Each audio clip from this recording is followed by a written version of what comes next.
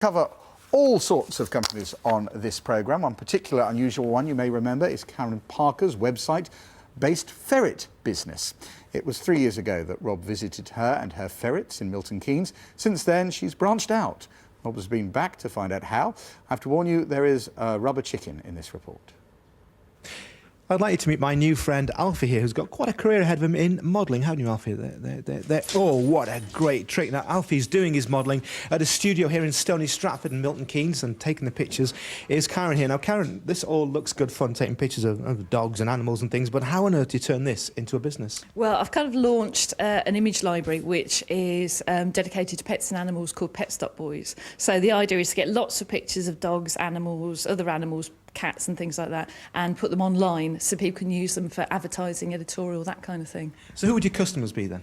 Graphic designers, picture buyers, art editors, people who work in magazines, people who work in advertising creatives, anybody that's got a use for a picture which is an animal, really. It's all kind of electronic, isn't it? A business like this, it just exists on the internet. Yeah. What are the benefits of starting up like that then? Low cost, really, to be honest. I mean, once you've got the website, you know, nobody knows if you're a massive business or a small business. Once you clear hosting fees or things like that, you know, it's a very, very easy way to do a startup.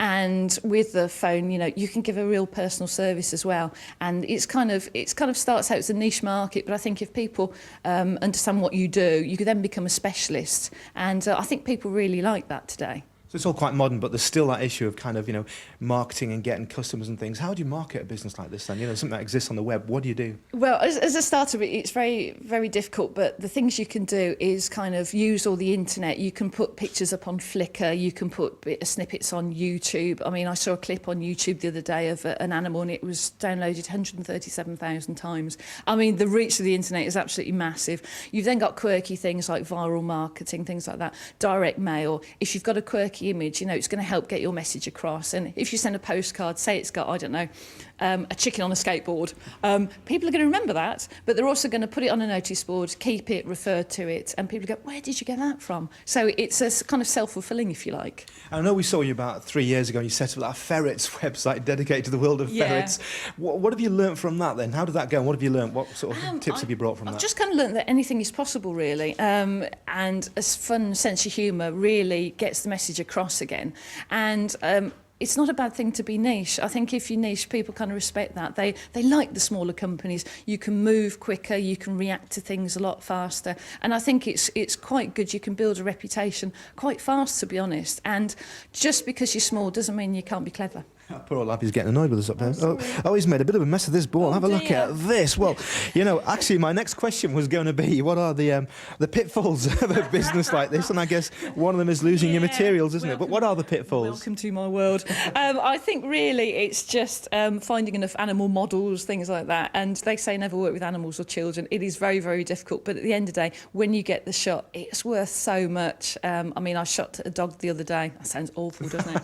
Took a picture the other day of a dog with a newspaper in his mouth. It took ages to get the shot. I've now got the shot and it's brilliant. And I don't know. I suppose how to grow the business is a major concern, I suppose. But I think because you're small, you can just see how it goes, really. And it's down to you at the end of the day. And I wouldn't swap my job for anything. It's so much fun. I'm usually on the floor laughing because something's gone horribly wrong. But it's just great fun. I feel privileged to do it. You're talking casually about getting marketing, viral marketing, things like that. But how do you actually go about doing that? Research really on the internet. I watch Working Lunch quite a bit, to be honest, which is quite handy. It's just learning from other businesses. I read a lot of creative magazines and advertising magazines, and you can learn a lot from bigger companies, if you like. So when you're starting out like this, so what kind of help's available? Are there people you can hire or people who can give you advice? Yeah, don't be afraid to ask for help. I think that's the main thing. There's a lot of help out there. I've got someone doing the search engine marketing side of things for me, which is great, because if you haven't got that with your website, it's like winking in the dark.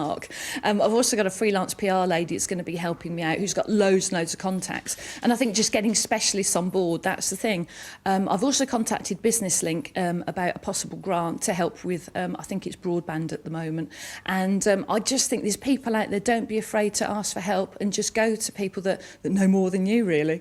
So this is just a business, basically, that was born on the internet, and it wouldn't exist without it, would it? Yeah, that's right. I just wouldn't have a hope without the internet. I mean, the internet is a way for me to show the pictures that we've got on Pet.Boys to the great British public, if you like, on a global basis. And that's the way that people sort of contact me saying, have you got a picture of a baby rat I can use for this direct mail piece, which someone emailed me the other day. And it's absolutely brilliant. Without the internet, I wouldn't have a business, and it's the potential is just huge. That's great, Karen. Thanks so much. Well, my plans for a big finish were going to be to get Alfie to do that trick again with the ball, but I think he's made a bit of a mess of that, haven't you, Alfie? So let's put that down. But I do have another trick up my sleeve because I think Alfie will enjoy this.